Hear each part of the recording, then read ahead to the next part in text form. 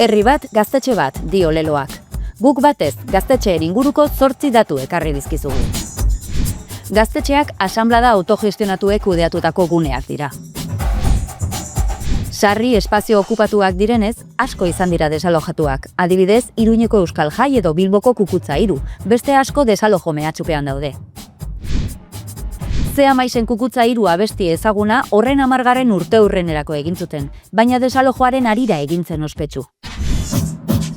Kontzertuak eta kultura eskaintza, militatzeko espazioak, irrati libreak, jantokiak, tokian tokiko berezitasunekin denetik aurki daiteke gaztetxeetan. Euskal Herriko zaharrena Larrabetzuko hori bai da. 60 urte bete ditu 2025ean. Franco hil ostean zabaldu zen mugimendua, gazteria Organización Juvenil Española frankistaren egoitzak okupatzen hasi zenean.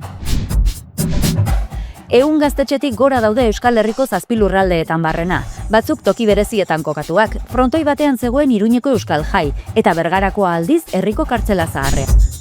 Europako hainbat lekutan gizarte zentro okupatu autogestionatuak deitu izan zaie. Herrialde katalanetan aldiz, Kasal.